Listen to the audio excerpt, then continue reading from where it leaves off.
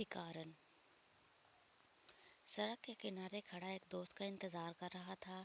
इतने में एक लड़की भीख मांगने के लिए मेरे सामने रुकी। गले में स्याह दुपट्टा, आंखें नींद की कमी से सुर्ख, गहरी सांवली रंगत, काले होंठ और मैले कुचैले कपड़े पहने। अपने हाथ बांधकर उसने रट्टा सुनाना शुरू किया। बहुत भूख लगी है, कुछ पैसे दे दो, ऊपर वाला तुम्हें प्यारी सी दुल्हन देगा, दूल्हे बनोगे दूल्हे, गरीब की मदद कर दो। मैंने आदतन जेब में हाथ डालकर कहा कि पैसे तो नहीं है मेरे पास, हाँ खाना खिला देता हूँ तुम्हें। उसने मुझे नीचे से ऊपर एक नज़र देखा और कहा, पैसे दे दो, खाना मैं खुद लूँगी। मैंने नफ़ी में सर हिलाकर कहा, खाना तुम खा लो, पैसे मैं खुद दे दूँगा। वो एक लहज़ा खामोश रही और फिर कहा, अच्छा तुम खाना खिला दोगे? मेरी एक बहन भी है, उसे भी बुला लूँ साथ? मैंने जवाबन कहा, हाँ बिल्कुल, ये कोई पूछने वाली बात है, बुला लो उसे भी। उसने दाएं तरफ मुंह करके ज़ोर से आवाज़ लगाई, बानो। थोड़े फासले से एक अच्छे 7 साल की बच्ची लोगों के दरमियान से बचती बचाती हमारे पास आ गई। उसने मेरी तरफ देखकर बच्ची के सर पर हाथ फेरते हुए कहा, आओ बानो, खाना खिला दूँ तुम्हें। हम पास के एक होटल में गए और खाना लगाने का कहा। खाना खाते हुए मैंने लड़की से सवाल किया, क्या तुम्हारा दिल नहीं करता कि तुम घर बसाओ, अपनी बहन को अच्छा रहन सहन दो? उसने नवाला बच्ची को देते हुए हंसकर कहा, और ये अच्छा रहन सहन एक भिखारन को कौन देगा? बहुत लोग हैं, तुम भीख मांगने से बेहतर है किसी घर में काम कर लो। मैंने जवाब दिया, ना घर में काम करने की बददुआ ना तो मुझे, मेरी अम्मा ने यही गलती की थी, तभी मैं और मेरी बहन आज सड़क पर हैं और अम्मा वहाँ पास के कब्रिस्तान में पड़ी हैं। उसने पानी का एक घूंट पिया और कहा, किसी घर के मालिक की ही नाजायज़ औलाद हूँ मैं और मेरी बहन।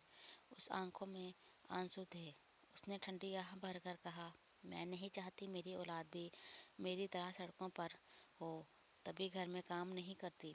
मैंने पूछा, मगर ये बाज़ार, क्या ये तुम्हारी इज्जत पे हाथ नहीं डालता, और क्या यहाँ पर तुम्हारी बहन महफूज है? उसने हाथ दुपट्टे से साफ करते हुए कहा, नहीं, ऐसा नहीं है कि मैं यहाँ महफूज हूँ, यहाँ भी नोचा जाता है मुझे, मगर बहन अभी छोटी है, उसके जवान होते ही उसको कहीं और धंधे लगा दूँगी, तब तक पैसे भी जोड़ लिए होंगे, और ऊपर वाले को क्या जवाब दूँगी? वो हंसी, तुम्हें लगता है अब भी मैं जवाब दूँगी? ऊपर वाले को, मुझे पैदा ऊपर वाले ने किया, मगर मेरी सरपरस्ती जिसको करनी थी वो अयासी समझकर भूल गया। क्या वो जवाब नहीं देगा ऊपर वाले को? मेरी माँ आंतों के दर्द से मर गई। हस्पताल में किसी ने मुझे दाखिल तक नहीं होने दिया। क्या वो जवाब नहीं देंगे ऊपर वाले को? उसके लहजे में सख्ती थी। उसने मेरी तरफ उंगली करते हुए कहा, तुम मर्द, जवाब दे हो ऊपर वाले को। तुम्हें हमारी सरपरस्ती सौंपी गई है ना, तुम्हारा बनाया हुआ ये मुआशरा, तुम जवाब दोगे ऊपर वाले को। एक कमज़ोर लड़की पे ऐसी नौबत आई कि वो अपना जिस्म बेचकर पेट पालती रही। अपना तुम ऊपर वाले को जवाब दोगे कि तुमने कमज़ोर लड़की को क्यों लूटा? तुम हुक्मरान ये जवाब दोगे, तुम्हारी रआया में एक लड़की को नोच लिया गया, मगर तुमने उसे एक दुपट्टा तक नहीं दिया। पीछे देखो, वो बाज़ार को देखो, वहाँ तुम्हें कोई औरत अपना इख्तियार चलाती नज़र आ रही है क्या? ये तुम्हारा मुआशरा है, तुम्हारा बाज़ार है। यहाँ मर्दों में से किसी एक को भी मुझसे गर्ज नहीं कि मैं किस हाल में हूँ। यहाँ मर्दों को बस अपनी हवीस से गर्ज है। जानते हो तुम मर्दों के इस मुआशरे का क्या असूल है? औरत हो और घर से बाहर हो, तुम नोच डालते हो उसे। उसने इशारा करते हुए कहा, वो भिखारी देख रहे हो तुम, वो नमाज के वक्त जाकर नमाज पढ़ता है। जानते हो क्यों? क्योंकि वो मर्द है, वो आज़ाद है। मैं एक बार मस्जिद में गई, अव्वल तो मुझे अंदर नहीं जाने दिया, ज़ोर ज़बरदस्ती से अंदर चली गई तो हवस परस्तों की एक भीड़ मेरा अंग अंग देखने को मस्जिद तक आ गई। मैं सुकून से नमाज तक नहीं पढ़ सकती, और तुम कहते हो मैं क्या जवाब दूंगी ऊपर वाले को? ये मदीने वाले की रहमतें हैं कि तुम जिंदा हो, वरना बाखुदा तुम्हारे गुनाहों पर बड़ी सख्त पकड़ होती। तुम्हारी बड़ी सख्त। मजदूर मर्द कमज़ोर लड़की को देखकर असूल बनाता है कि अपना ना कभी नहीं और छोड़ना भी कभी नहीं। मैं खामोश था, मेरे पास कोई अल्फाज नहीं थे। मैंने भोंडे तरीके से कहा, ہاں مگر کچھ مرد ہوتے ہیں جو اپنا لیتے ہیں۔ وہ تنزن ہنسی۔ اچھا، ایسا بھی ہوتا ہے؟ تو پھر ابھی دیکھ لیتے ہیں۔ اس نے سر پہ دوپٹہ اوڑھا اور کہا، مجھ سے نکاح کر لو، یہ بھکارن کا وعدہ ہے، تہجد بھی نہیں چھوڑوں گی۔ میری آنکھیں پھٹ گئیں، میرے پاس کوئی جواب نہیں تھا۔ وہ پھر بولی، کیا ہوا؟